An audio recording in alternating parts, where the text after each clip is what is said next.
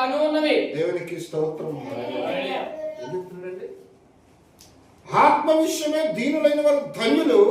అయితే ప్రభువైన యేసుక్రీస్తు ఇక్కడ మనకి ఏం చదివిస్తున్నాడంటే, ఇక్కడ మనం చూసినట్లయితే నేను సాత్వికుడను దీన మనసు గలవాడును గనుక మీ మీద నా కాడి ఎత్తుకొని నా యొద్ద నేర్చుకోండి.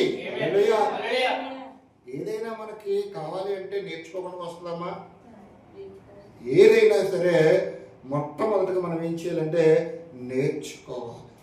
నేర్చుకుంటేనే మార్చుకోగలుగుతాం. నేర్చుకోకుండా ఏది మనకి రాదు. అందుకే అంటారు గురువు లేని విద్య గుడ్డిది అంటారు. అవునా కదండి? అంటే ఏదైనా కానీ మనము ఒక వ్యక్తి ద్వారా ఉపదేశం పొందుకుని ఒకరి దగ్గర మాదిరి తీసుకున్నప్పుడే అది మంచి అయినా చెడైనా కానీ అప్పుడు మనం ఆత్మీయ జీవితంలో ముందుకు వెళ్ళడానికి అవకాశం ఉంటుంది.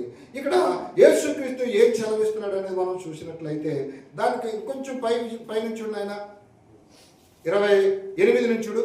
ప్రయాసపడి భారము మోసుకున్న సమస్త జనులారా, ప్రయాసపడి భారము మోసుకొనుచున్న సమస్త జనులారా నా యొద్దకు రండి, నా యొద్దకు రండి, నేను మీకు విశ్రాంతి కలుగజేతును. నేను మీకు విశ్రాంతి కలుగజేతును. నేను సాత్వికుడను, నేను సాత్వికుడను దీన మనసు గలవాడను కనుక మీ మీద నా కాడి ఎత్తుకొని నా యొద్ద నేర్చుకొనుడి. అప్పుడు మీ ప్రాణములకు విశ్రాంతి దొరుకును.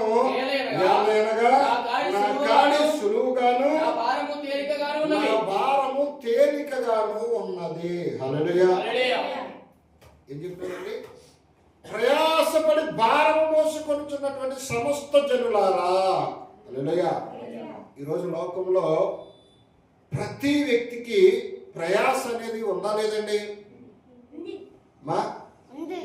ఉంది. ఏదో ఒక ప్రయాస. ఒక మాట చెప్పాలంటే ప్రయాస అనే దానికి బదులు దాహం అని కూడా అనొచ్చు. దాహం ఏంటి? మంచినీళ్ళు. దేవునికి స్తోత్రం. హల్లెలూయా. ఇప్పుడు ప్రతి దానికి ఇప్పుడు కొంత మనం అవసరం తీరాలంటే ధనం కావాలి. ధనం కోసం ఒక దాహం. దానికోసం మనం ఏం చేస్తున్నాం? కష్టపడుతున్నాం. అంతేనండి? కష్టపడుతూ ఉన్నాం. అదేవిధంగా చూడండి, ఈ లోకంలో అనేక సమస్యలు మనం తెచ్చుకోవాలి. ఇప్పుడు తల్లిదండ్రులు కష్టపడుతూ ఉన్నారు. తల్లిదండ్రులకు భారం కలుగుతుంది. ఏంటి భారం? పిల్లలు లేనప్పుడు పిల్లలు కావాలని బాధ. పిల్లలు పుట్టిన తర్వాత వాళ్ళకి మంచి వస్త్రాలు, మంచి విద్య ఇవ్వాలనేదండి, ఇవ్వాలనే బాధ. మంచి ఆహారం పెట్టాలనే ఒక బాధ.